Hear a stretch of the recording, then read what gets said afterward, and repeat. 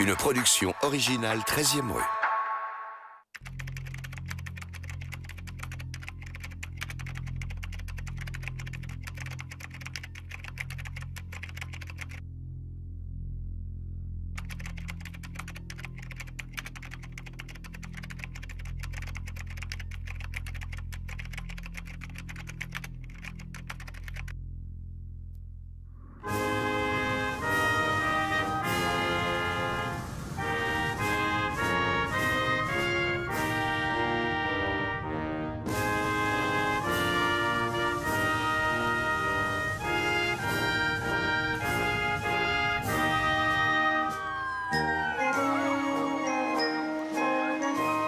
Je m'appelle Luca Rocco Magnotta.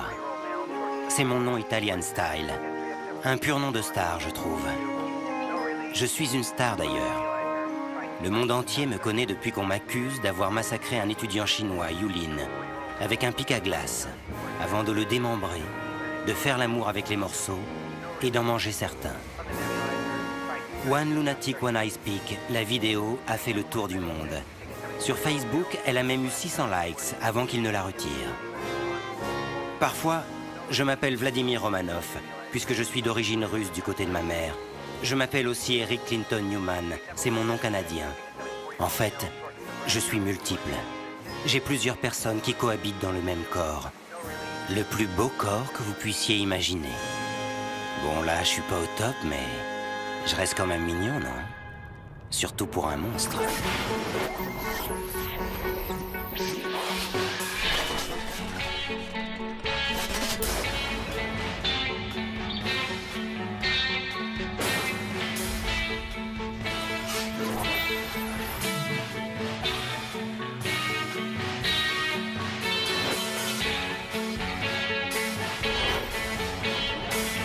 C'est un crime horrible, digne des pires scénarios là, qui a été commis à Montréal.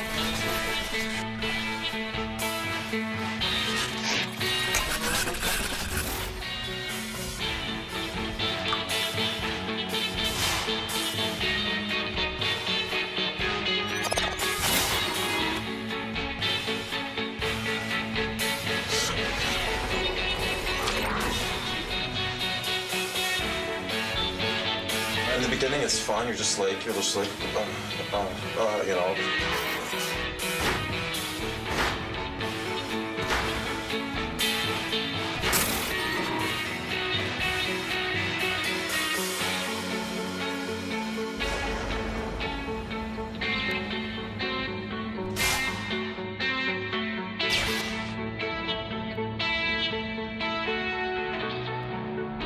Je vais vous raconter comment et pourquoi je suis devenu celui que les médias appellent le dépeceur de Montréal.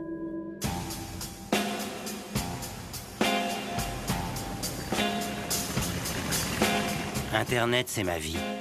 C'est sur Internet qu'elle s'est déroulée et c'est à cause d'Internet que je me suis fait gauler. Quand cohabitent en soi autant de personnes différentes, Internet leur permet de s'exprimer toutes. Je me suis fait repérer connement en entrant dans ce cybercafé de Berlin, le Spetkov Café.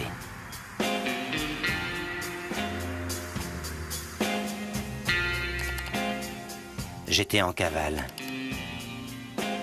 Je voulais voir à quoi ressemblait ma fiche Interpol.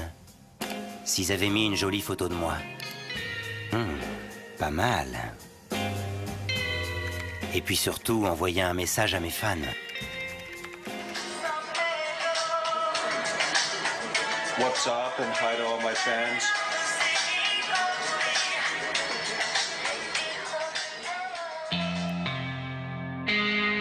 C'est là que ce Turc qui tient le cybercafé m'a reconnu. Il m'a balancé aux flics.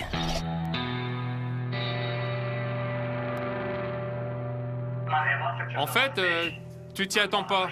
Et tout à coup, il y a un mec devant toi qui veut accéder à Internet et qui te demande « C'est vous, monsieur Internet ?» Alors je lui dis « Oui, elle est au poste 25 ». Mais ce visage m'était familier. Du coup, j'ai réfléchi, je me suis dit « Celui-là, tu le connais, tu l'as vu quelque part ». Alors j'ai cherché dans le journal et j'ai vu ses photos. Je me suis dit « Oui, c'est lui le type que l'on recherche ». C'est comme ça que ça s'est passé. Vous savez, c'est un peu flippant quand même. Alors du coup, je suis sorti tout de suite dans la rue et j'ai arrêté la première voiture de police qui passait par là. Je leur ai dit, dans mon café internet, il y a un gars qui ressemble au tueur du Canada que vous recherchez. Vous pouvez venir checker ça? Ils m'ont répondu OK et ils sont entrés. Je m'y attendais pas. Ils m'ont cueilli comme une fleur. Aujourd'hui, à 13h30, un témoin a appelé la police de Berlin pour dire qu'il venait voir M. Magnotta dans un cybercafé dans le district de Neukölln. Alors on a envoyé sur place une voiture de police avec 7 agents en uniforme. Ils ont parlé avec cet individu et ont réclamé ses papiers d'identité. Il a essayé de leur donner un faux nom, mais ça n'a pas marché. Mais ils ont insisté et il a dit « Ok, vous m'avez eu » et ils l'ont arrêté.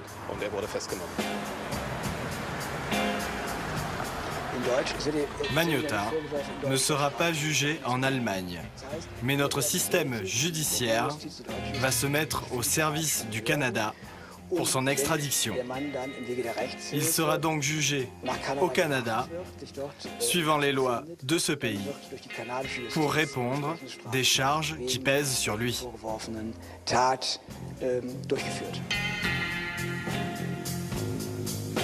Le jour où je me suis fait gauler, je m'appelais Trammell. Le même nom que Sharon Stone dans Basic Instinct. J'adore ce film. Je l'ai vu des milliards de fois. Je me bourrais la gueule la nuit avec ma belle-mère en le regardant en boucle. Un soir, on était encore en train de le regarder et ma belle-mère m'a montré ses seins. Et là, on a fait l'amour. Pendant que mon père était à côté. Je me suis souvent déguisé en Sharon Stone.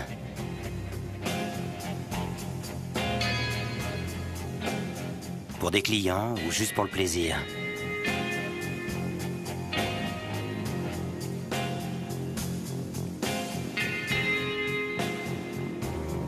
Je suis aussi sexy qu'elle, non?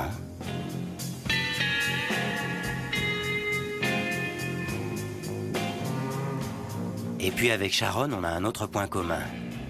On adore les pics à glace. Regardez la vidéo. Vous serez frappé par le style des plans. On dirait qu'ils sont calqués sur ce Basic Instinct. Sauf que là, après, la victime se fait découper en tronçons. Sinon, c'est le même scénario. T'attaches la victime au barreau du lit, tu te mets à califourchon sur lui, et quand il est bien chaud, schlac, tu le plantes.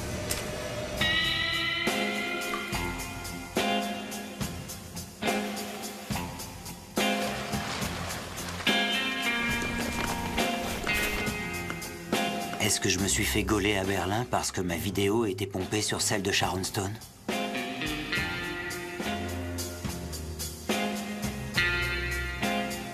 Est-ce qu'il y a un copyright pour les meurtres?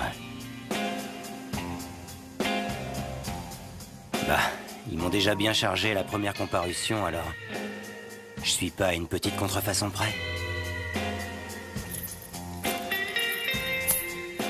Il y a quand même un truc que je comprendrai jamais. C'est votre hypocrisie. Ce que vous adorez voir au cinéma, vous le détestez quand c'est en vrai.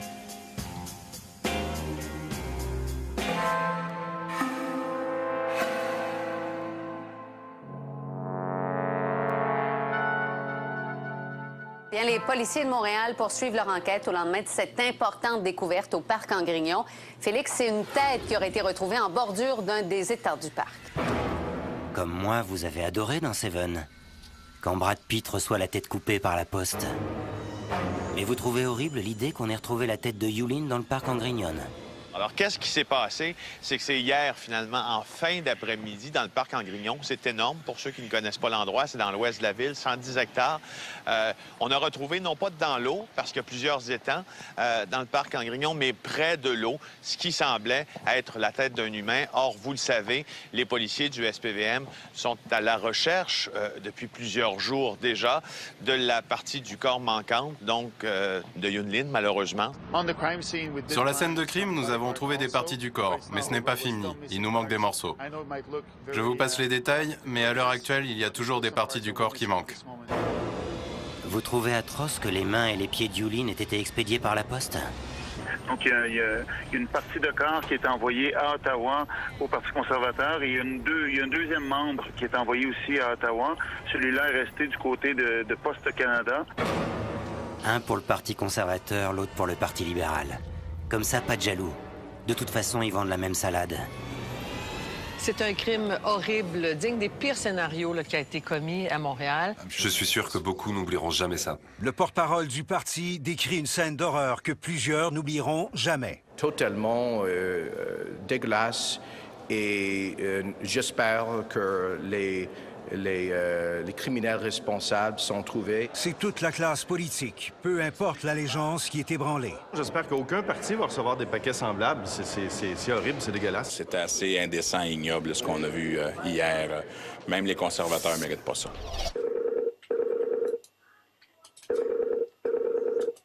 C'est une personne qui voulait vraiment aller chercher de l'attention médiatique, de faire un spectacle. Et lorsqu'on envoie des parties de corps à des partis politiques à Ottawa, c'est évident. Pour nous, ça a déclenché un grand intérêt médiatique. Par la suite, on envoie ça dans des écoles. Il n'y a aucun lien entre les écoles, les partis politiques. C'était vraiment toute l'attention. Et il a su garder je le dirais sans faire de jeu de mots, la pièce maîtresse, donc la tête qu'on a cherchée pendant plusieurs semaines. Bon, il l'avait cachée, il l'avait dissimulée dans un étang, dans un parc, un endroit de villégiature ici à Montréal, comme pour garder le suspense. Alors, je vous dirais que c'est un très mauvais scénario de très mauvais film. C'est effrayant. Ouais. Pas plus que cet autoportrait que Lin Jun avait publié sur le net pour la Saint-Valentin. Matez-moi ça. Curieux, non? Et que dire de son autre œuvre? Cette photo intitulée « Midnight Cannibalism Train ». Légèrement prémonitoire. On sait qu'il y avait une relation, une connaissance, donc ces gens-là se connaissaient. On sait que Lin Jun travaillait dans un dépanneur, donc dans une supérette, dans un endroit où il rencontrait des gens. Quel est le contact initial? Bon, c'est un détail qu'on n'a pas encore. Est-ce qu'ils se sont rencontrés sur le net, justement? Est-ce que c'est un réseau de rencontres? Je ne suis pas en mesure de vous le dire, mais ce sont des gens qui n'étaient pas des inconnus. Il se faisait appeler Justin le Vilain. Il était fier d'être gay. Pas évident pour un Chinois. Lin est tellement gentil, tellement mignon, tellement exceptionnel. C'est tellement triste. Plutôt solitaire et triste d'être à 33 ans le plus vieux de sa classe à l'université. Les étudiants l'appelaient Tonton. Son but dans la vie, c'était de trouver le grand amour, l'âme sœur. Ça aurait pu être moi. Hé, Lin, le dicton dit vrai? Tout ce qui vous arrive vous ressemble.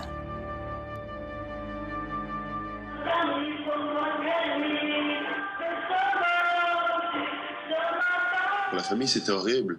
Eux avaient envoyé leur garçon étudier au Canada en espérant qu'il était pour revenir avec des études, un bagage, et finalement se rendre compte que leur garçon était pour revenir en solde chinois dans une urne. Mais pour eux, ça a été horrible. Et de retrouver la tête, ça leur a permis de faciliter le deuil, justement. Le plus dur, c'est de savoir que beaucoup de gens ont vu la vidéo de l'assassinat sur le web. Chaque fois, c'est comme si mon fils était tué à nouveau. Elle ne sait pas pourquoi son fils s'est retrouvé dans l'appartement de Luca Magnotta, ni si les deux se connaissaient. On m'a surnommé Canadian Psycho à cause du film American Psycho. L'histoire de ce Golden Boy, obsédé par son corps, comme moi, qui filme ses ébats comme moi, qui méprise la souffrance comme moi, et qui finit serial killer. Ça, il faudra qu'il le prouve. Le cinéma, de toute façon, c'est out. C'était pour la génération d'avant, celle de nos parents.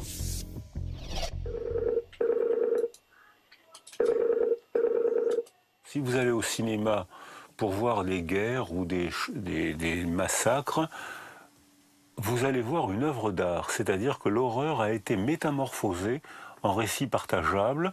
Il faut comprendre pourquoi ça s'est passé, comment ça s'est passé. Or là, c'est pas le cas du tout. Là, c'est l'horreur crue non métabolisé, non sublimé, qui est directement exposé. Là, c'est l'horreur pour l'horreur, c'est l'horreur pour le plaisir de l'horreur, c'est-à-dire qu'il n'y a pas de sublimation du tout, il n'y a pas de processus névrotique, puisque la sublimation, qu'on partage tous, votre serviteur aussi, c'est la transformation de l'horreur. Et là, il n'y a pas de transformation de l'horreur, il y a exposition de l'horreur. Aujourd'hui, les kids veulent de la réalité et devenir des stars. Moi le premier. C'est pour ça que j'ai contacté le casting de Cover Guy.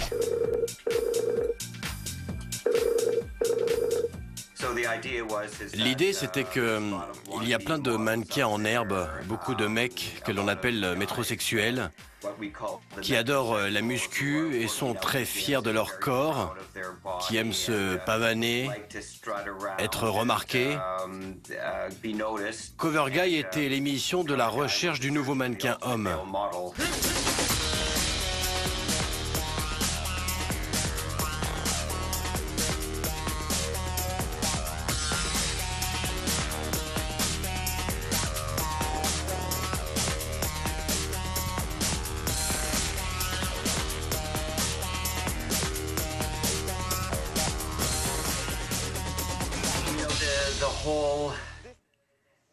Vous savez, je pense que l'évolution des émissions de télé-réalité,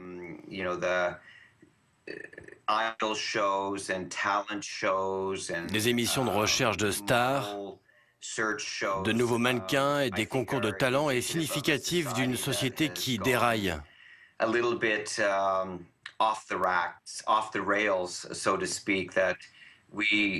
On donne tellement d'importance à la célébrité, à la gloire, au fait d'être découvert, d'être sous les projecteurs, d'attirer l'attention, que maintenant, eh bien, les personnes marginalisées, celles qui attendent un tournant dans leur vie, sont attirées par ça. C'est un moyen rapide, immédiat de réaliser le fantasme que tout ce dont ils rêvaient depuis longtemps pourrait devenir réalité en une fraction de seconde, en étant reconnus. Ces personnes sont gavées de fantasmes par Hollywood, par les médias. Je pense que Lucas en est l'exemple par excellence de quelqu'un qui cherchait à attirer l'attention et qui a dépassé les limites. Hi, my name is Luca. Magnotta is my last name, M-A-G-N-O-T-T-A. Je pense que Lucas envisageait toutes les possibilités pour lui d'accéder à la célébrité et à la richesse. Cover Guy n'était pour lui qu'un moyen parmi d'autres. Hi, Luca. How are you today? Good, how are you? Cover Guy. So Thank right you. away, you know this is an underwear competition. I'm going to ask you to, is this row to cut for sure right away? All right, definitely. John, how come like his voice was lower, yours went lower? I have a very deep voice. A lot of people tell me that, actually. So how do you get your voice so deep? How do I get my voice so deep? Practice makes perfect, right? You've got kind of a Ryan Philippe vibe going on. A lot of people tell me that, like, they remind me of, like, 54, that movie, you know? Yeah, he happens to be one of my favorites, too. A lot of people tell me I'm really devastatingly good looking, so... Comme beaucoup de ces concours de talent, comme par exemple la Nouvelle Star, on voit se présenter des gens qui pensent avoir une super voix, mais qui en fait ne savent pas chanter du tout. C'était pareil avec Cover Guy, des types venaient en pensant qu'ils avaient des corps de rêve alors que non. C'était le cas de Luca Magnotta.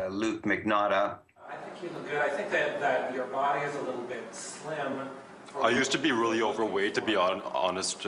I used to be really overweight, and I lost, like, weight. Really? How did you do that? I just, like, got up every morning at, like, 4 o'clock and, like, ran constantly. And people would tell me, oh, stop running, and I just kept doing it, basically. What's your idea of overweight? Oh, God, I was a lot of overweight, actually. Oh, really? So, like, you know. I'm curious about your hair color. What is that natural? No, actually, I just got to highlight it, change things up a bit, yeah. All right, a little bit greeny. I know that when you go swimming a lot, I notice some blondes tend to go in the chlorinated water, a little bit on the greeny yellow side. Yeah, that's what happened to me. Yeah, for sure. A little bit healthier. Yeah, definitely. Yeah, Shine. dried out. That happens sometimes, right? Yeah. You know, I think he looks good. I think he has a chance. I'm going to give him a yes. Thank you. Sauf que ce que je savais pas, c'est que dans le jury, il y avait une vieille connaissance. Nina Arsenault. Elle m'a massacré. Nina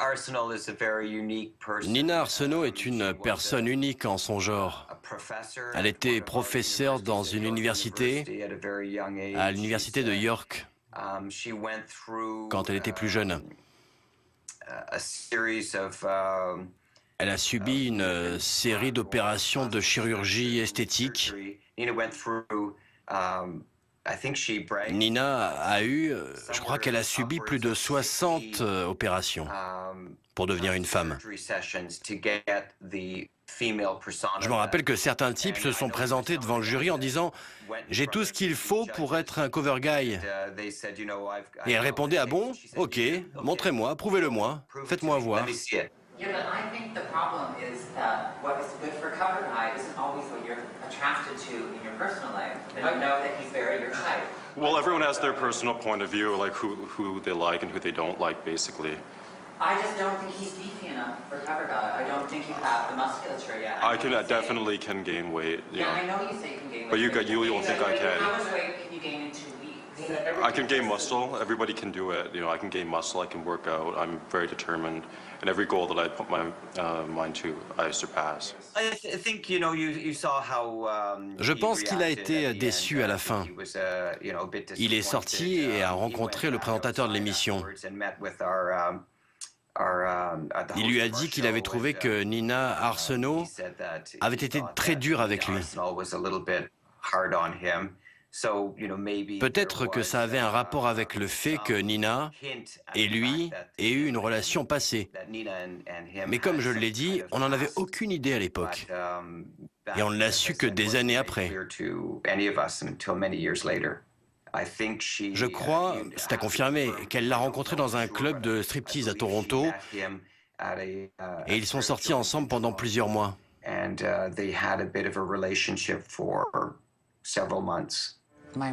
J'ai eu l'impression que Lucas était une personne qui n'avait jamais connu l'amour. L'amour n'existait pas pour lui. Il m'a confié qu'il a été agressé sexuellement quand il était enfant.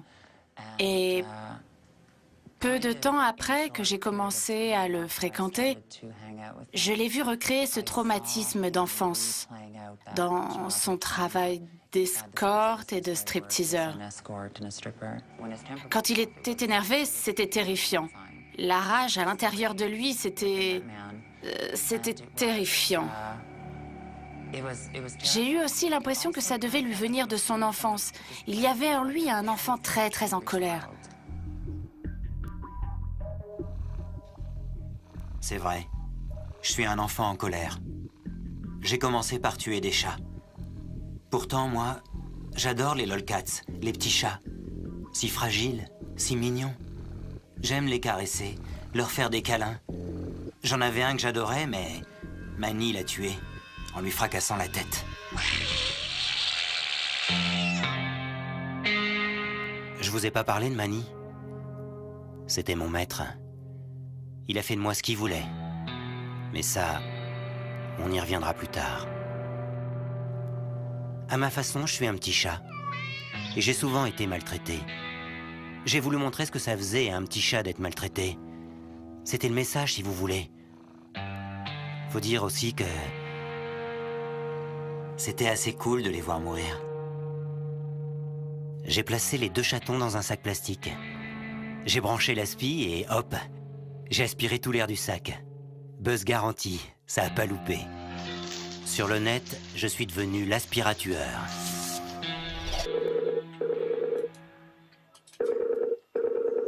C'est souvent des gens qui, plus jeunes, ont été eux-mêmes sadisés. Des gens qui se sont sentis humiliés, persécutés, et qui, rendus à l'âge adulte, vont prendre un virage à 180 degrés et vont devenir, eux, les persécuteurs. Et c'est souvent ce qui va leur servir de rationalisation pour justifier les comportements violents qu'ils peuvent avoir envers les autres. C'est de dire, j'ai le droit de faire ça puisqu'on me l'a fait, donc c'est à mon tour de le faire. Dans leur tête, ça peut ressembler un peu à ça. Donc, qu'il se voit, lui, comme les chats qui souffrent, on n'est pas surpris non plus parce que c'est souvent la base qui va leur servir à justifier qu'eux ont le droit maintenant d'être violents parce qu'ils ont subi des choses. Puis j'ai eu l'idée de faire bouffer un chaton par un python. Toutes les associations de défense des animaux sont mises sur le coup. J'avais pas signé la vidéo, juste mise en ligne. J'étais l'homme à abattre.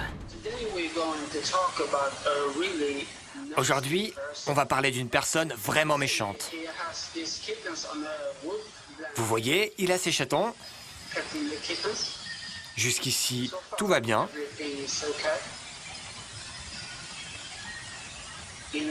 Et puis, il met les chatons là-dedans. C'est le sac. Et il allume l'aspirateur. Ceci n'est pas une personne ordinaire, ça c'est un malade. Et voilà une autre photo avec un chien, de lui avec un chien. On se demande ce qui se passe ici, mais aucune vidéo n'a été postée avec ce chien. Une ligue de défense des animaux qui est basée à New York a même offert une récompense de 5 000 $ à quiconque permettrait de me faire arrêter. Le plus marrant, c'est qu'ils ont essayé de convaincre Ron Jeremy. Ron, une de mes icônes, le hardeur aux 300 films, de me tendre un piège. Faut dire, Ron milite pour la défense des droits des animaux. Il a même été porte-parole du groupe People for the Ethical Treatment of Animals. Un homme qui veut que son chien se comporte de manière masculine doit avoir un problème. J'aimerais bien qu'on fasse le profil psychologique de ce type. Il est certainement petit et il conduit une très grosse voiture. Alors ils lui ont demandé, par l'entremise des sœurs Barbie, deux vieilles saletés de Playboy, de me contacter.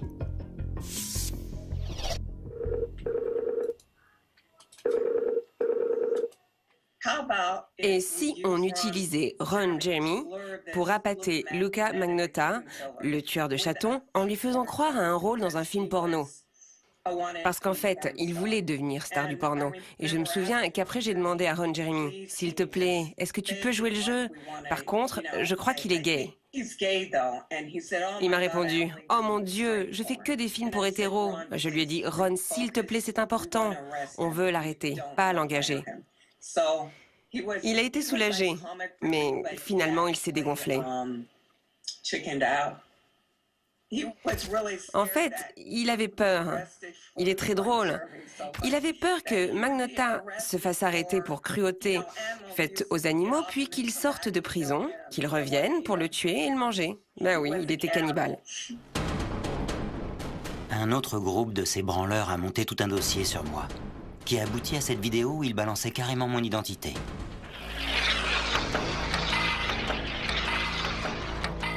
Vous allez voir 3 vidéos provenant d'Internet qui montrent des meurtres de chats. Ces vidéos ont été tournées et mises en ligne par une seule et même personne, se faisant appeler le tueur de chats ou l'aspiratueur. Regardez d'abord ce visage trouvé sur lucamagnotta.com. Maintenant, une autre photo trouvée sur le Facebook d'un certain Jane Bowie. Il est avec un python. Le compte de Jane Bowie a été désactivé. Notez maintenant la ressemblance des oreillers sur cette image trouvée sur le photobucket de Luca Magnotta. Là, une image trouvée sur la page Facebook d'un certain Bain de Spartacus et toujours le même oreiller. Voici une image de Magnotta avec un chat. Nous la comparons à celle de la vidéo où un chat est noyé. C'est le même chat. Notez maintenant ce canapé, le même, chez Magnotta et au bain d'Apollon. Quelques minutes après que cette information soit sortie sur Facebook, la photo a été retirée et son Twitter désactivé. Seul Luca Magnotta pouvait désactiver son compte Twitter. C'est là qu'un journaliste anglais, plutôt sexy en plus, a absolument voulu me rencontrer. J'étais à Londres à ce moment-là. Il voulait comprendre à propos des chats. J'ai accepté, évidemment. Je refuse jamais les interviews. C'est mon péché mignon.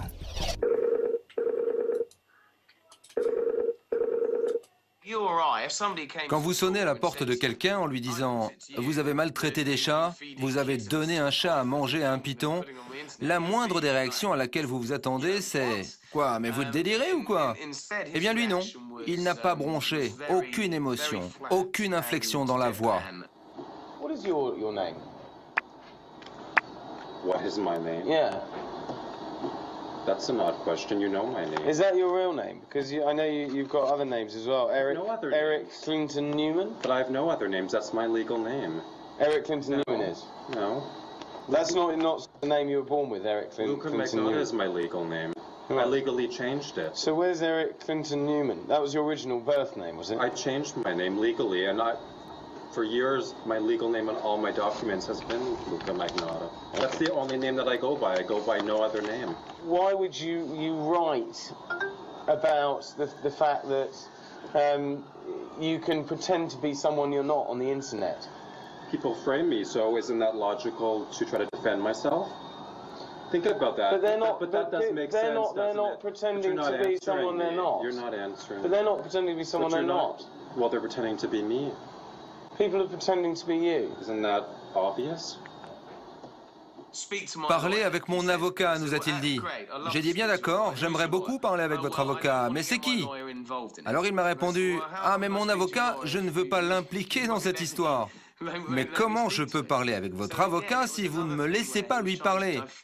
On tourne en rond, la vérité c'est qu'il évitait les questions. En réalité, il n'avait absolument aucune réponse à nous fournir. Oui, ça s'est mal passé. Je l'avais prévenu, je m'arrêterai plus. J'ai toujours été fasciné par les serial killers. Et mes favoris, ce sont Ian Brady et Mira Hindley, les Moors Murderers, le couple favori de Satan. 5 gosses y sont passés près de Manchester entre 63 et 65, avant qu'on les arrête. Brady est toujours vivant à l'isolement total depuis 40 ans. Il est devenu fou. C'étaient des précurseurs. Ils étaient modernes. Ils ont enregistré leur meurtre sur des cassettes audio, en mettant à la fin comme signature cette chanson que j'adore, Le Petit Tambour.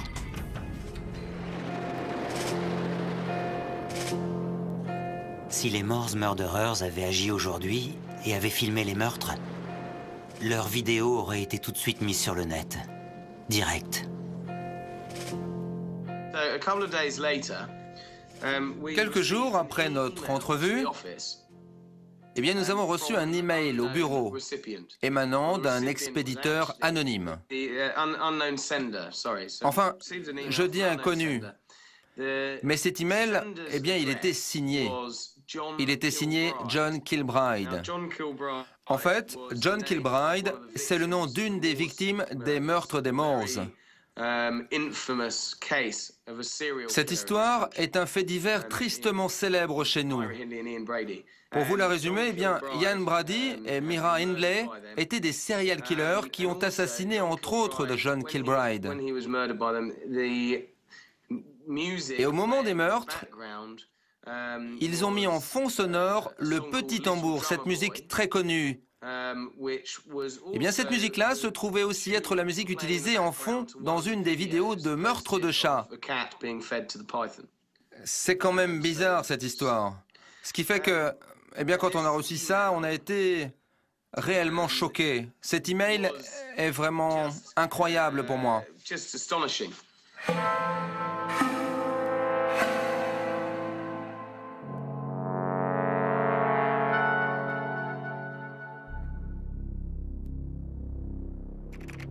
J'avais mis les choses au point 3 mois avant sur mon ultime blog. Il est pas craquant, mon petit cul? Désormais, je serai Luca Magnotta, pornstar, pyromaniaque, tueur en série, nécrophile, cannibale. Il suffit de cliquer sur les liens, abus sexuels, dissonance cognitive, revanche, enfance pyromane, agresseur sexuel, assassin. Tu cliques et ça te renvoie sur Wikipédia où t'as l'explication de pourquoi je suis devenu Luca Rocco Magnotta. Il y a tout sur Internet. Internet, c'est Dieu. C'est un Dieu païen. Il faut lui faire des offrandes, des sacrifices. Cet email disait « Bon, je dois vous dire au revoir pour l'instant, mais ne vous inquiétez pas, vous entendrez parler de moi dans un futur proche. Cette fois-ci, en revanche, les victimes ne seront pas que des petits animaux. Je vous enverrai une copie de la toute nouvelle vidéo que je vais faire. Vous voyez, tuer et fumer sont deux choses différentes. Vous pouvez parfaitement arrêter de fumer, mais une fois que vous avez tué, que vous avez goûté au sang versé, c'est impossible de s'arrêter. Ce qu'on a fait, c'est qu'on a montré la lettre à la police. J'ai parlé à un détective du nord de Londres, je lui ai remis un dossier contenant toutes les informations que j'avais sur Magnotta, et on les a laissés s'en occuper. Depuis, j'ai appris, je ne suis pas sûr que ce soit vrai, que l'email avait été écrit des Pays-Bas. Ça a aussi posé un problème à la police. Ils ne pouvaient pas enquêter sur un email malveillant envoyé d'Amsterdam, car la juridiction de la police anglaise s'arrête à la frontière de la Grande-Bretagne. Je pense que c'est en partie la raison pour laquelle ils ont décidé qu'il n'y avait rien de plus à approfondir dans cette affaire.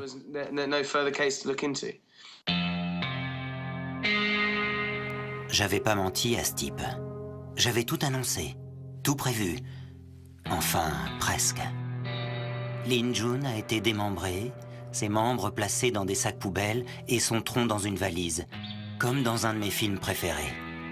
Moi, j'ai fermé l'appart. Goodbye, l'appart 208 au 4e étage.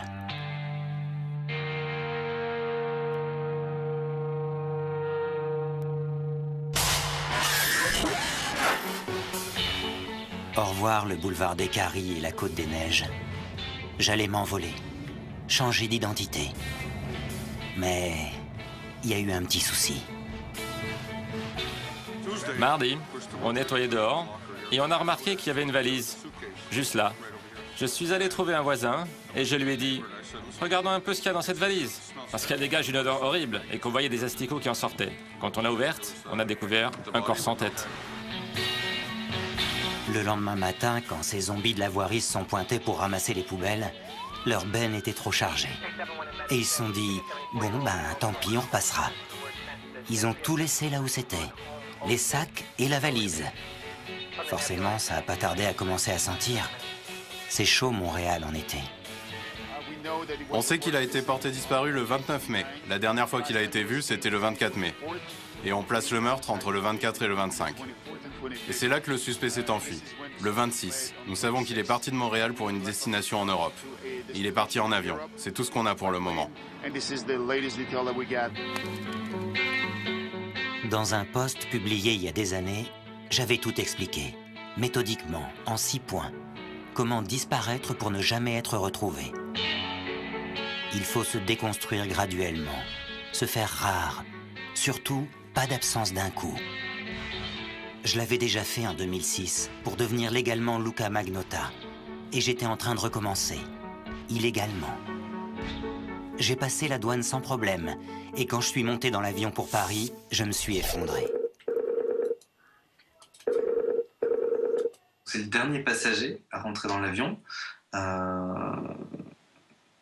Puis on espère avec mon ami qu'il ne vienne pas à côté de nous. Et puis c'est le garçon qui vient à côté de nous. C'est ce côté vraiment trash, un peu look d'ado qu'il a un jean qui est un petit peu dans les tons kaki, un peu sale. Il a un t-shirt avec Mickey dessus, ce qui est un peu bizarre. Les cheveux mi-longs, gras, très gras. Je précise là-dessus, ça sentait vraiment, les cheveux pas lavés, quoi. C'était pas très agréable. Pendant le voyage, il se cache, donc avec sa veste, avec sa main. Il essaie d'être discret, de pas se faire remarquer. Et vers la fin du voyage, il part, il va au fond de l'avion. Donc moi, un peu parano, quand on est en vol, on se pose beaucoup de questions. J'alerte l'hôtesse de son absence et c'est là où elle me l'a montré. Il était au fond de l'avion en train de pleurer. C'est quelqu'un qui a mis une vidéo sur Internet, donc qu'il soit inquiet et qu'il veulent avoir le profil bas pendant un certain temps, on n'est pas surpris. Son comportement ne traduit pas nécessairement de la culpabilité. De ce que j'en comprends, son comportement traduit plutôt l'esprit de quelqu'un qui veut passer inaperçu le plus possible et se faire oublier pendant un certain temps. Speak my mind and I don't care. Express myself with a pensez que je foutais en Europe? Du tourisme?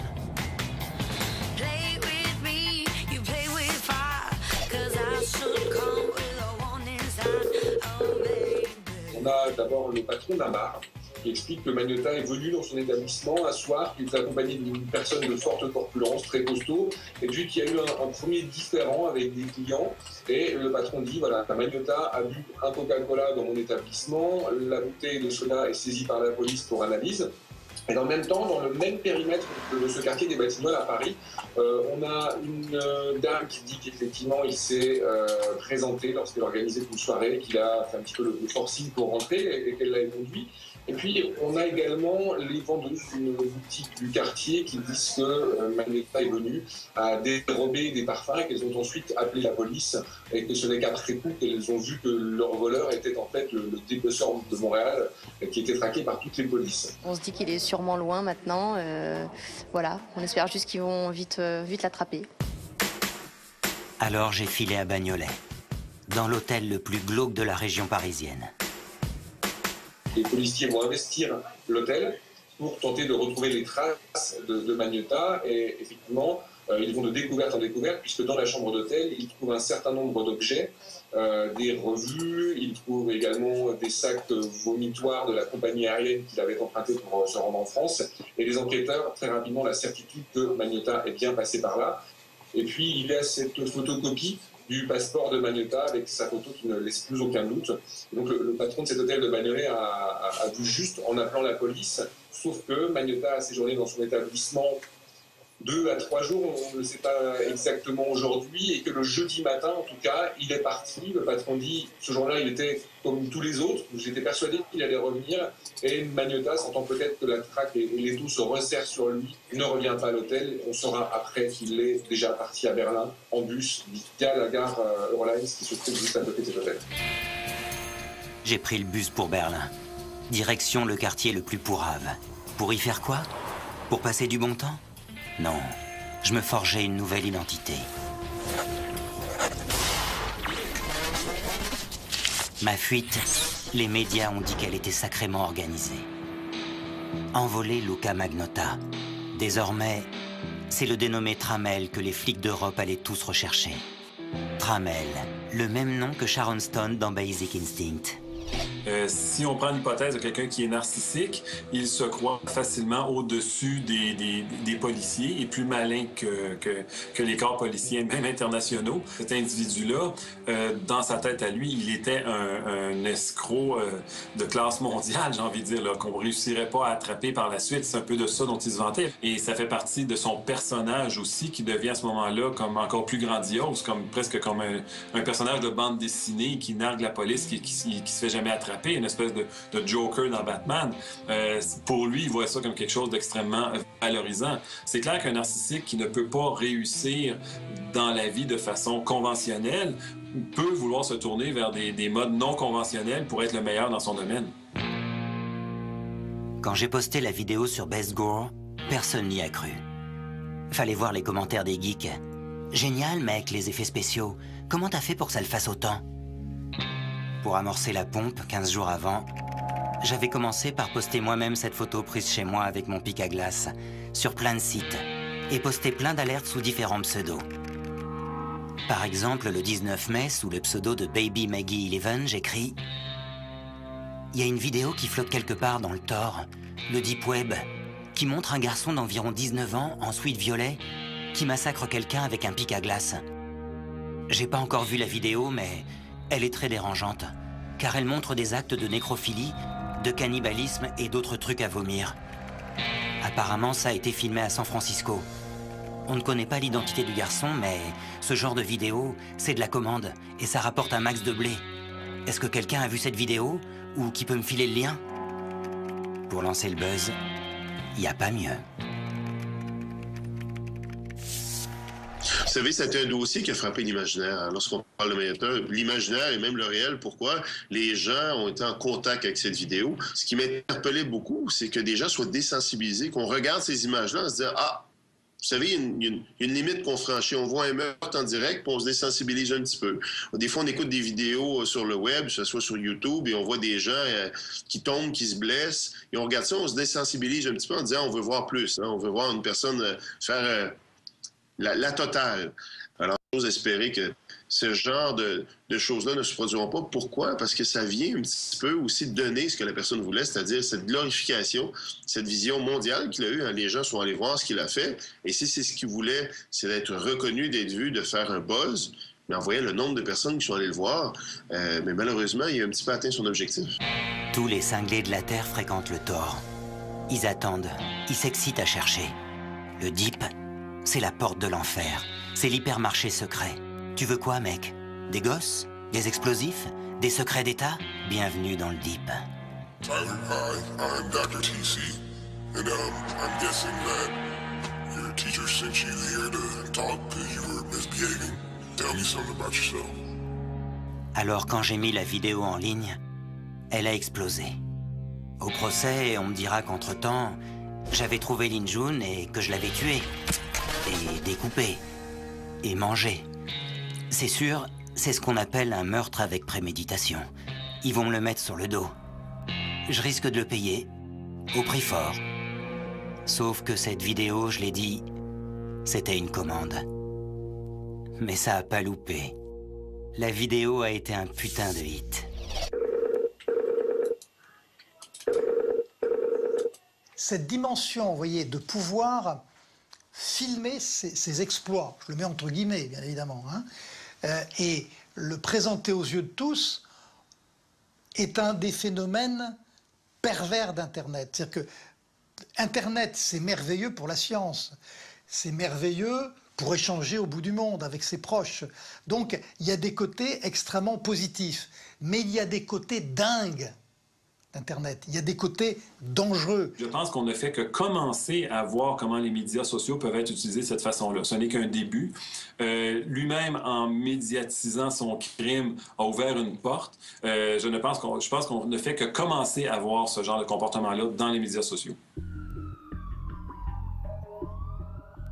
Les seuls à ne pas avoir voulu y croire, c'est les keufs. Il a fallu qu'un type normal la voie. Un avocat du nom de Roger Renville. Il a appelé les flics depuis les États-Unis et il leur a dit « C'est un meurtre filmé en vidéo, je vous dis, c'est en vrai. »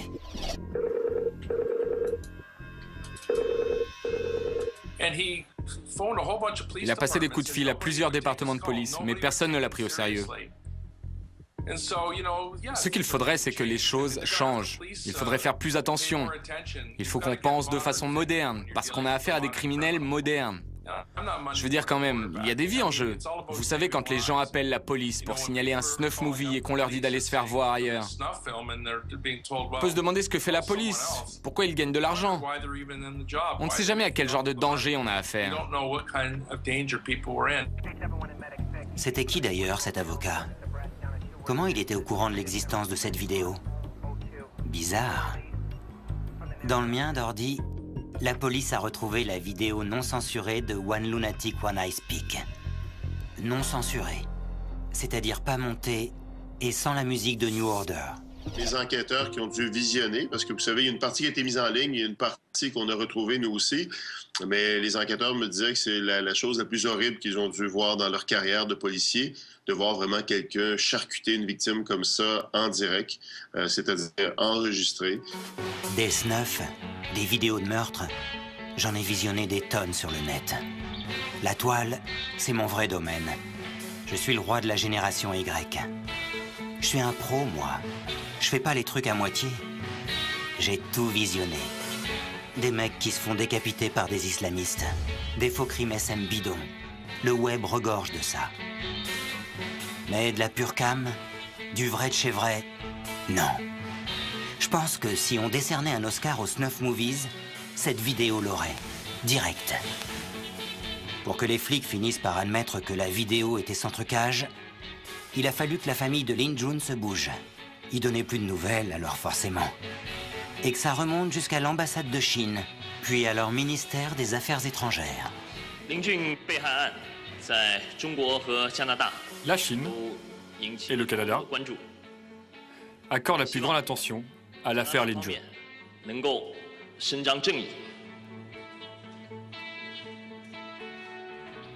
Nous espérons que la justice sera rendue par le système canadien.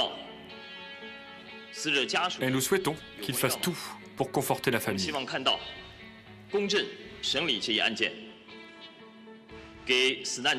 Nous espérons qu'il y aura un jugement d'où sortira un résultat satisfaisant pour la victime.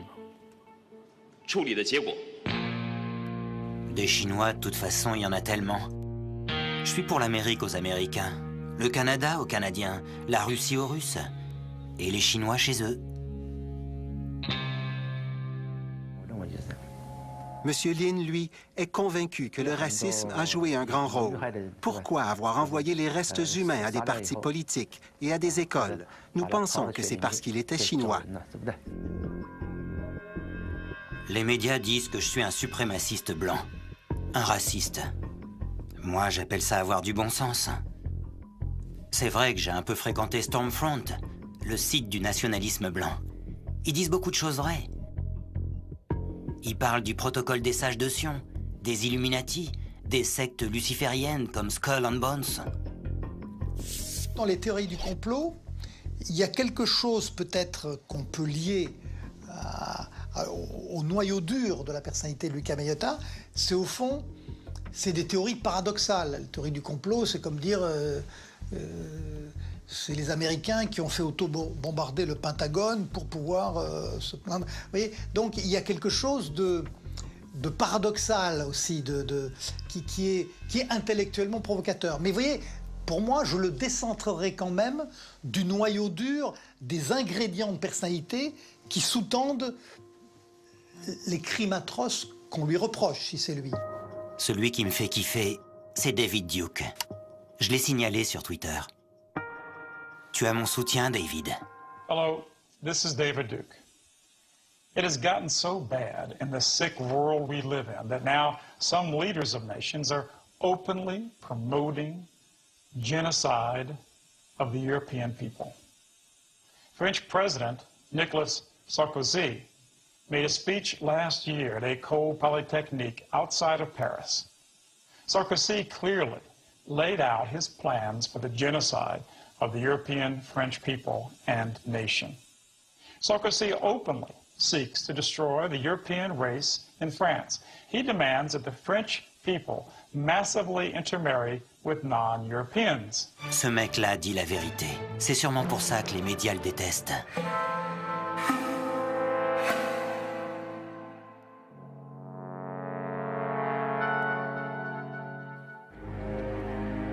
Jusqu'en 2006, donc, je m'appelais encore Eric Clinton Newman. Je suis né sous ce nom-là le 24 juillet 82 à Petersboro. Mon frère, ma sœur Melissa, que j'adore, et moi, on a eu une vie assez heureuse. Au début, en tout cas. J'avais des grands-parents maternels très affectueux. Ils se sont mieux occupés de moi que n'importe quel parent. Surtout que les miens. Petit, ma mère me faisait l'école elle-même à la maison parce que je pissais dans mon froc. Elle m'a forcé à porter des couches jusqu'à 7 ans. Mais globalement, j'ai été heureux jusqu'à l'âge de 13 ans. À ce moment-là, mes parents venaient de divorcer. Mon père avait un gros problème de dépendance à l'alcool et aux drogues. On a dû l'hospitaliser.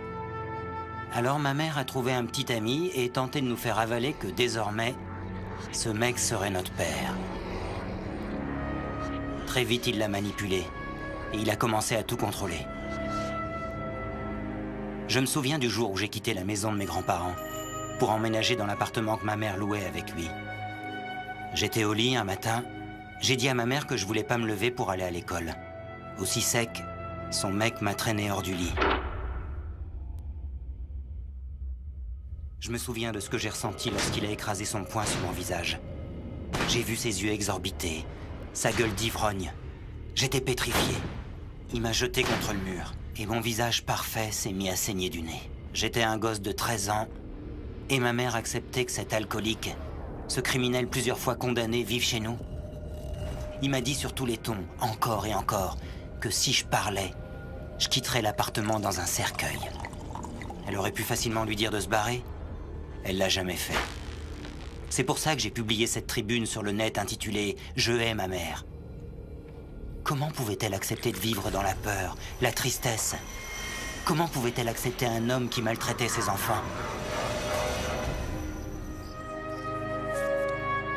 Une autre fois, Mélissa, ma sœur, avait 8 ans. Je la revois dans la cuisine avant le dîner. Elle avait une robe rose, des cheveux blonds avec un nœud rouge.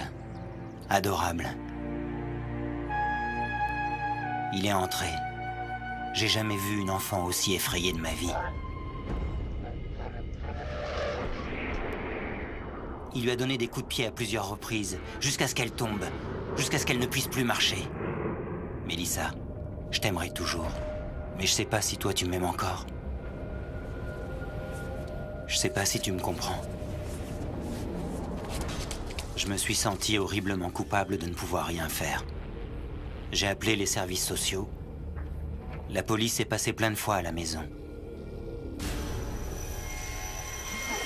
Mais ma mère et Stipe les ont manipulés, pour qu'ils croient que nous étions juste des sales gosses pleurnichards. Les parents sont très rarement responsables. C'est le système qui entoure un enfant qui a arrêté le développement ou a dévié le développement. Et dans ce système, c'est un système à multiples attachements. C'est-à-dire qu'il y a la mère, bien sûr, mais elle n'est pas seule. Il y a le père, la tante, le quartier, la culture. Et c'est cette constellation de déterminants qui tutorise convenablement le développement d'un enfant ou au contraire le fait partir de côté, comme c'est arrivé à Magnotta. Alors j'ai trouvé refuge auprès du vigile de notre quartier. Il savait ce qui se passait. Je comptais sur lui pour intervenir. Et il l'a fait. À sa façon. Il a fini par m'agresser sexuellement. Il y a beaucoup de gens qui vivent des choses difficiles dans leur enfance, beaucoup, qui vivent des choses même pires que ce que Magnotta a pu vivre et qui ne développent pas une personnalité comme la sienne. Et il y a beaucoup de gens qui ont une personnalité comme la sienne, qui gardent une certaine autocritique et qui n'agissent pas leur fantaisie ou qui n'agissent pas de façon dont lui a agi. Pourquoi une minorité d'individus qui vivent des choses difficiles dans leur enfance vont tourner comme Magnotta? C'est encore difficile à expliquer. Mais il faut se rappeler que la très grande majorité des personnes qui vivent des choses au moins aussi difficiles que lui dans leur enfance ne tournent pas comme ça. D'une certaine façon, cette douleur, cette honte, cette peur, c'est ce que j'ai recherché par la suite dans ma vie.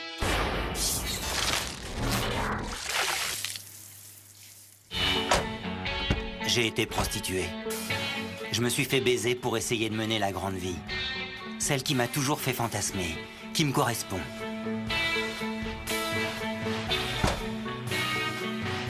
Cette vie rêvée que je m'inventais sur le net. Cette vie qui m'a permis, entre autres, de payer des pures vacances de luxe à ma mère. Et comment elle m'a remercié? Vous l'avez entendu me défendre dans les médias, vous?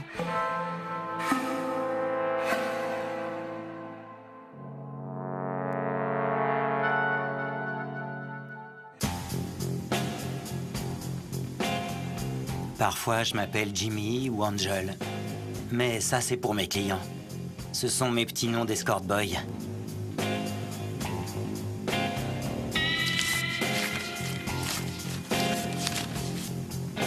Voilà une de mes pages sur un site de rencontres gays. Là où vous auriez pu me réserver pour un moment à 200 $ canadiens. Pour un week-end, c'était 1200. J'ai passé des sales week-ends. Je me suis fait mon premier petit Canadien. Quand Justin s'est déshabillé, j'ai été agréablement surpris. Il était jeune, bien monté, mignon, avec un de ses culs. On a parlé un peu pour faire connaissance, et j'ai appris qu'il aimait lui aussi le sport. J'aime bien ce garçon. Bon, après la tchatch, c'était l'heure de rigoler un peu au lit. On s'est un peu amusé, puis je lui ai bouffé le c***. Vous allez adorer ce petit Canadien, il est hot.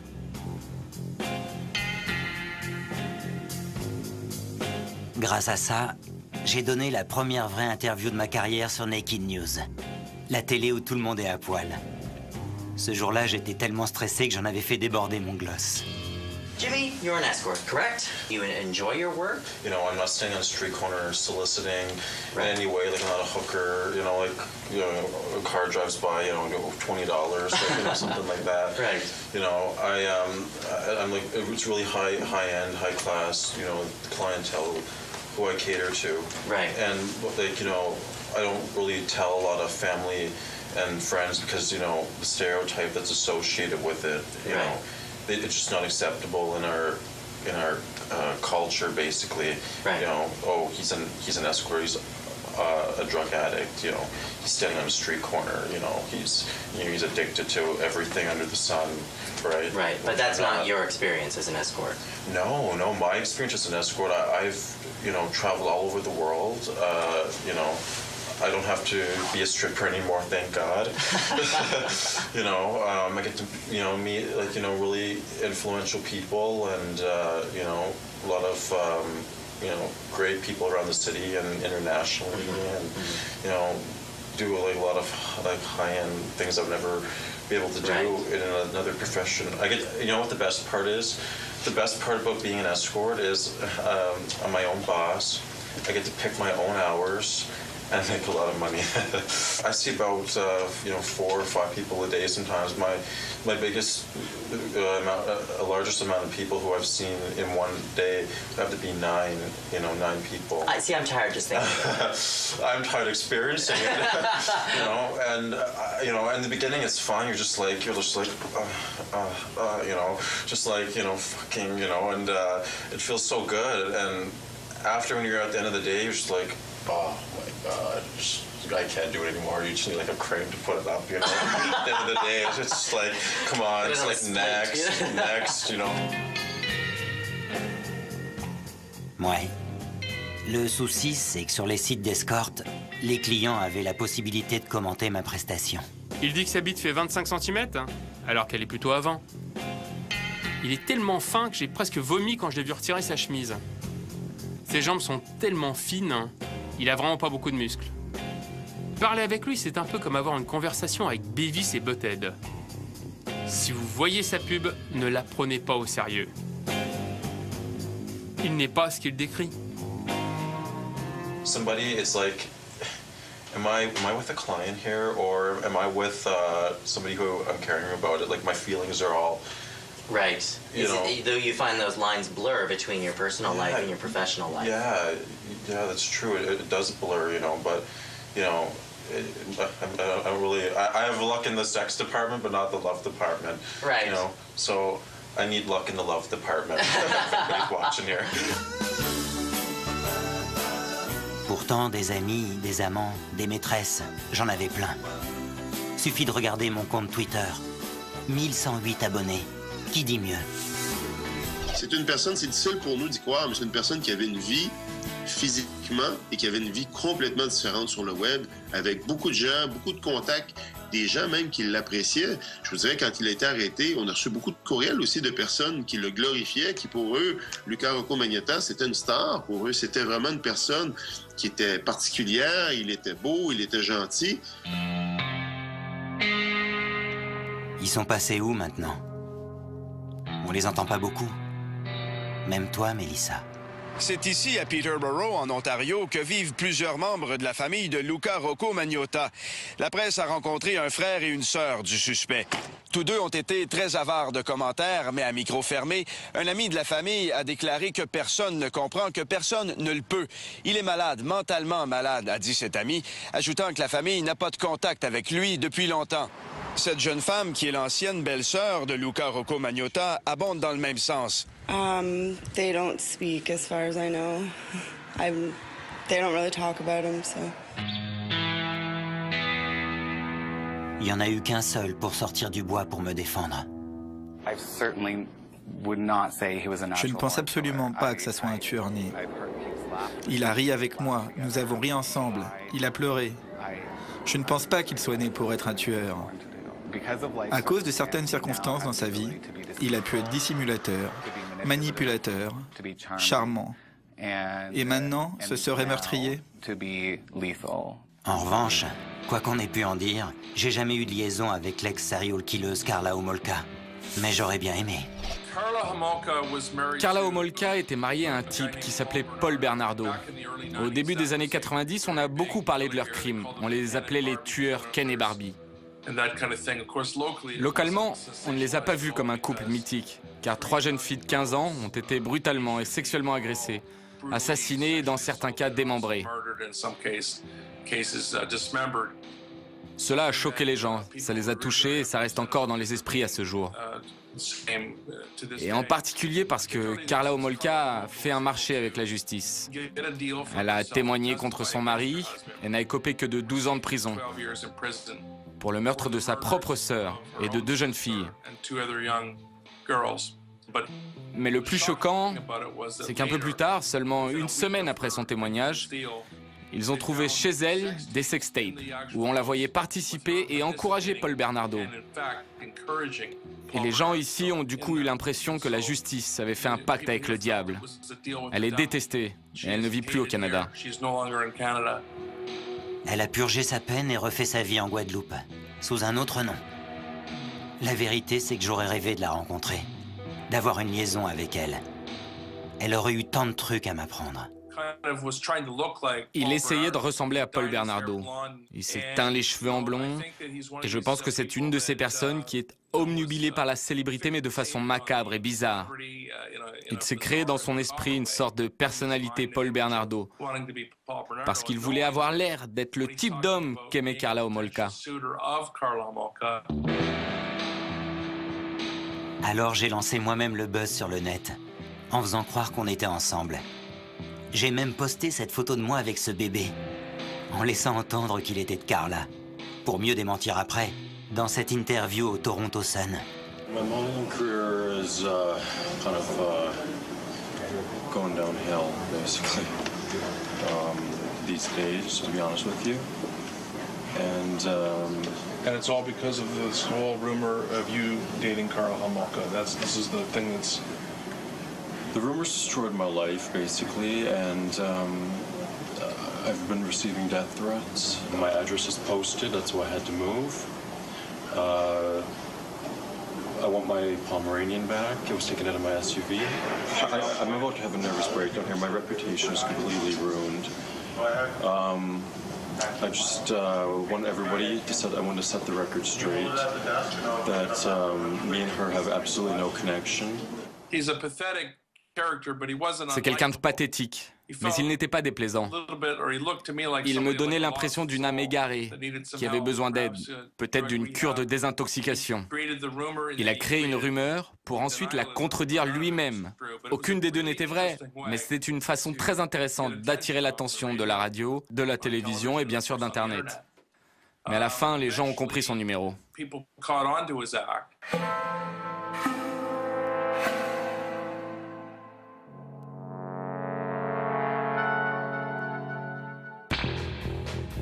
Depuis One Lunatic, One I Speak, j'en ai beaucoup plus des amis.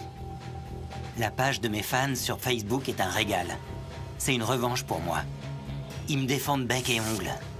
C'est un mystère de voir à quel point les pervers fascinent les êtres humains, peut-être même les femmes encore plus, puisqu'il y a eu des grands criminels, Guy Georges, des grands qui commettaient des crimes sexuels dans des conditions atroces, qui ont reçu à peu près 1000 demandes en mariage pendant qu'ils étaient en prison et qu'ils avaient avoué leurs crimes. Et il y a des hommes matraqueurs de femmes qui sont courtisés par des femmes. Toutes les femmes ne sont pas séduites par les agresseurs, hein. Mais ça arrive. Et je pense que ça arrive pour les hommes aussi, dans la mesure où l'horreur a un pouvoir de séduction extrême. Supprimez l'horreur, vous fermez presque toutes les salles du Louvre, les peintures, vous arrêtez les 3/4 de l'industrie cinématographique, les films d'horreur, les films de gangsters, vous arrêtez toute une grande partie de la production artistique se fonde sur l'horreur. Donc ces pervers fascinent. Peu importe si la morale réprouve. Eux, ils ont compris ma modernité. Je suis une star. Mais ça veut dire qu'il y a des gens qui peuvent avoir le même genre de pathologie, qui vont se reconnaître à un certain niveau dans cette personne-là. On parle ici vraiment de pathologie, de gens tout à fait dysfonctionnels à certains niveaux, qui vont se reconnaître. Et Magnotta a rendu possible ce que certains ne faisaient que fantasmer. Et c'est là que ça devient dangereux. C'est là que les médias sociaux sont dangereux, parce qu'il a ouvert une porte à quelque chose qui est maintenant considéré comme possible et qui était de l'ordre du fantasme pour bien des individus. Celui qui manque au tableau et qui ferait bien de se manifester, c'est Manny. Il est où, Manny, maintenant que j'ai des ennuis? Je vous ai parlé de Manny? Je l'ai d'abord eu comme client. Après, il a envahi ma vie. Je suis devenu son esclave. Pour lui, j'ai tout fait. Tout. Je suis parti vivre à New York pour échapper aux défenseurs d'animaux et à Manny, ce dingue. C'était en 2011. Je suis allé voir Romeo Salta, un avocat qu'on m'avait recommandé pour qu'il me protège. Je lui ai envoyé des mails pour tout lui expliquer, pour qu'il reste une trace.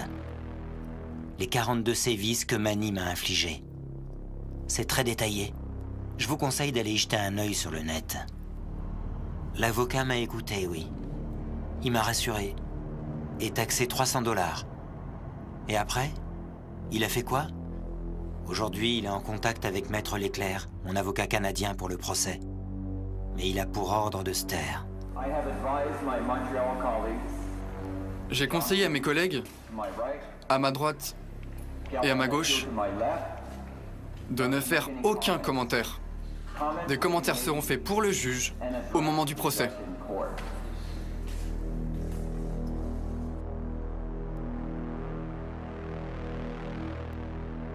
On en reparlera de Manny au procès. C'est aussi pour ça que je plaide non coupable. Faudra bien que Manny vienne s'expliquer. Est-ce que je suis dingue? Je sais que c'est ce que vous vous dites. Peut-être Manny, c'est moi? Manny? La contraction de Magnotta? Franchement, je crois pas. Ok, je suis différent. J'ai pas la même façon de voir le monde que vous. Je le vois plus beau que vous ou plus laid que vous, selon les jours.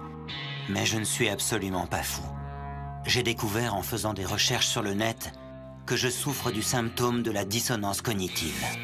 La dissonance cognitive, ce serait des raisonnements qui ne sont pas tout à fait logiques et qui ne sont pas en rapport avec une situation. Une espèce de dissociation idéo-affective, quelqu'un qui, dans une situation dramatique, n'aurait pas l'affect approprié par rapport à la situation et tiendrait des propos qui ne sont pas en accord avec son affect. Qu'est-ce qui m'est arrivé? J'étais un petit garçon normal. Enfin, dans une certaine mesure. Disons que je faisais des choses banales, comme du vélo, du baseball, et que je mangeais des céréales le matin. Moi qui étais la vedette de l'école, je suis devenu le paria. Je me suis replié complètement sur moi-même. Toute cette tension mentale, cette violence émotionnelle, c'est pire que les bleus. Alors dès 14-15 ans, je me suis mis à boire, moi aussi. Et à me défoncer. Grave.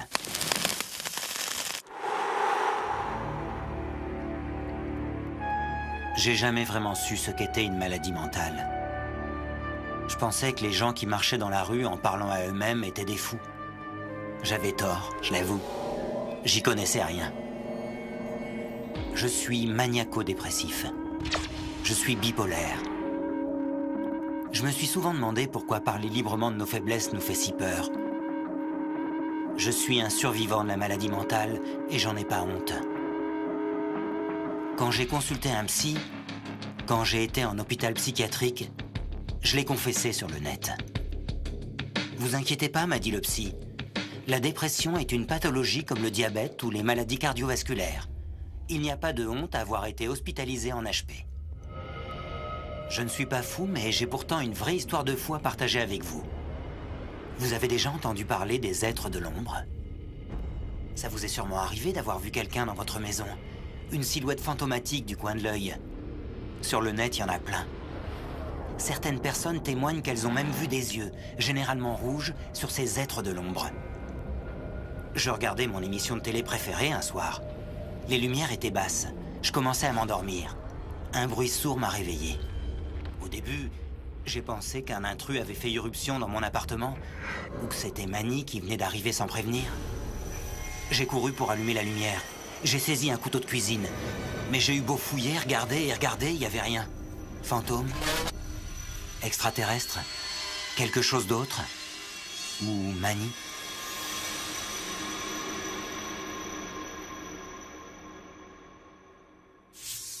Je pense que ces ombres sont, ces personnages, peut-être même des voix, des impressions étranges dont ils ne parlent pas, sont la preuve d'une schizophrénie enquistée, que sa famille a bien contenue, mais a structurée sous forme de perversion narcissique. J'ai appelé en direct Art Bell dans son émission de radio pour lui en parler. C'est un de ses sujets préférés. Wanna take a ride? Tonight we're going to talk about the shadow people. Oh, it was at least a week and a half ago, I had a caller who said, Art, I see shadow people. You know, like I see dead people. I see shadow people.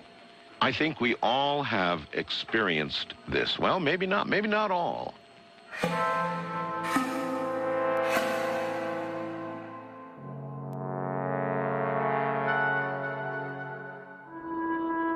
Il y a vraiment tout sur la toile. C'est la vraie culture, avec un grand C. La connaissance à portée de clic. Si ça vous chante, vous pouvez partir sur ma trace. Vous serez surpris. J'ai vraiment laissé des petits cailloux partout. Il y a toute sa vie qu'il étalait lui-même sur le web. Vous savez, il utilisait plusieurs pseudonymes, il y avait plusieurs pages web qu'il entretenait. Je vous dirais que moi, comme individu, j'ai de la difficulté à en entretenir une page parce qu'il me manque de temps, mais lui, dans son cas, il avait plusieurs pseudonymes, il entretenait plusieurs vies, si vous voulez, et il avait des comptes différents avec des noms différents. Et il se glorifiait. Vraiment, il utilisait tous ces pseudonymes-là pour étaler sa vie, pour aller chercher de l'attention. Et on se rappellera que c'est ce qui l'a conduit à sa perte aussi. En mettant cette vidéo-là en ligne, ça nous a permis de nous conduire directement à lui. Et par la suite, lorsqu'il a été arrêté par les autorités allemandes, il était dans un café Internet à regarder des choses qui parlaient de lui. Alors, heureusement, c'est ce qui l'a amené à sa perte aussi. Grâce au net, j'étais déjà une star. Bien avant One Lunatic, One I Speak. J'avais déjà plein de fans. J'étais une star virtuelle. J'avais quand même 72 pages Facebook et une vingtaine de sites à ma gloire. Faut dire que je faisais tout. J'y passais du temps. J'animais des forums, je faisais les questions et les réponses. Et même les commentaires sous d'autres noms. Et je racontais ma vie.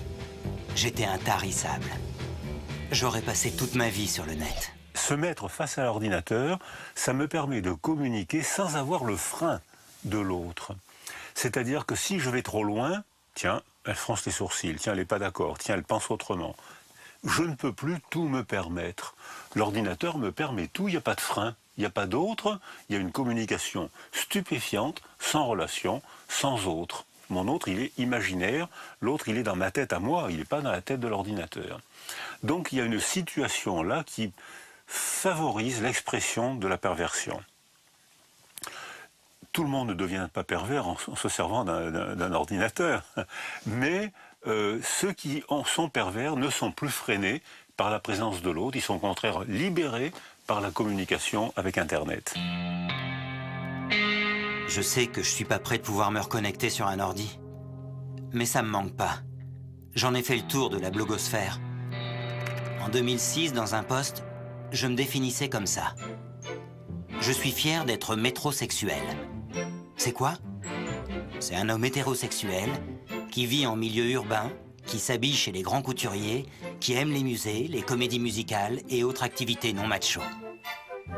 Je racontais ma vie rêvée. L'autre soir, j'étais dans un restaurant très cher. J'y mangeais un filet mignon délicieux, tellement tendre, en buvant du champagne français. J'ai tout ce que je veux. Une super voiture neuve, un logement magnifique et des vêtements couture. Je viens de mettre 300 $ dans un nouveau t-shirt plus hype tu meurs. Puis je suis allé me faire une manucure et une pédicure. Ne pas avoir les ongles soignés, pour moi, c'est le cauchemar. Les gens qui ont des ongles pourris sont dégueulasses à mon avis. Bon, ok. Cette vie, c'était du flan, bien sûr. C'était ma vie rêvée, pour mes fans sur Internet.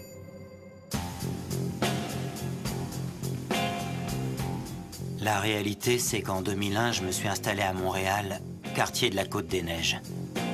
Il y a plus glamour. J'avais trouvé un petit taf de danseur dans un bar gay.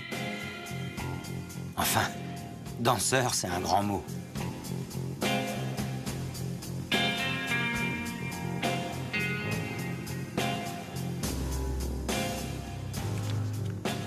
Après le show, je me tapais les clients.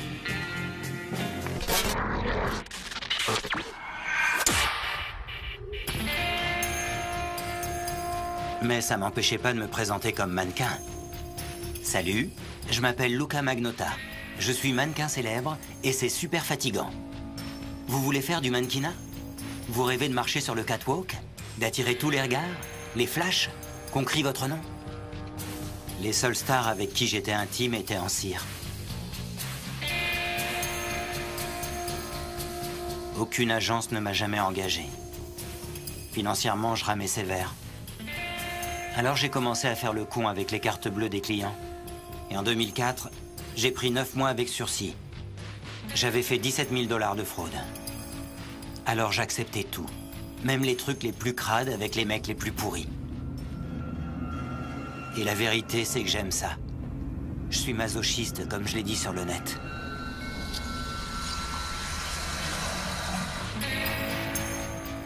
En 2003, j'ai tourné mon premier porno gay. J'ai été approché par un agent qui avait vu sur le net mes petites webcams maison. Je suis parti pour Los Angeles, bien décidé à faire du fric. Dans le hard, tout se joue avant 30 ans. Après, t'es mort. On m'a d'abord employé comme fluffeur. J'étais chargé de maintenir les hardeurs en érection entre les prises.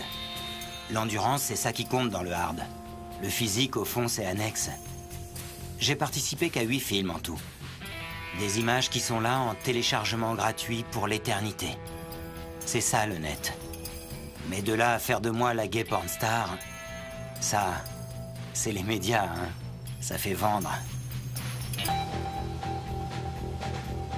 Et après, je rentrais dans mon appart minable et je me replantais là, face à mon écran. Et je continuais à raconter ma vie. Et puis je m'envoyais aussi des posts à moi-même, comme celui-ci. Salut Luca, t'es tellement génial. Je suis ton plus grand fan. Je sais que t'as pas le temps de lire tous les commentaires, mais j'espère que tu liras le mien. Je te suis depuis le début de ta carrière et t'as vraiment réussi.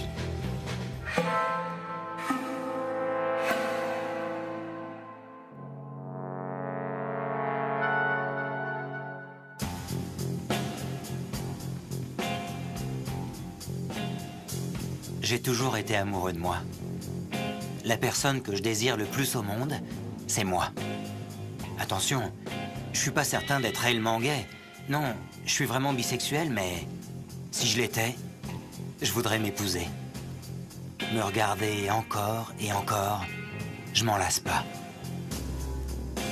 C'est peut-être ça qui me manque le plus ici à Rivière-des-Prairies. Je suis seul, désespérément, à l'isolement. Moi, j'ai tout fait pour être beau, toujours plus sexy. Adolescent, peeling au laser contre l'acné. À 20 ans, je me suis fait refaire les paupières. Injection botulique autour de la bouche et implant capillaire. J'étais fin prêt pour tenter ma chance au casting de Plastic Makes Perfect. Un show de coaching de chirurgie esthétique. Right under my eyes here, I had done. Right.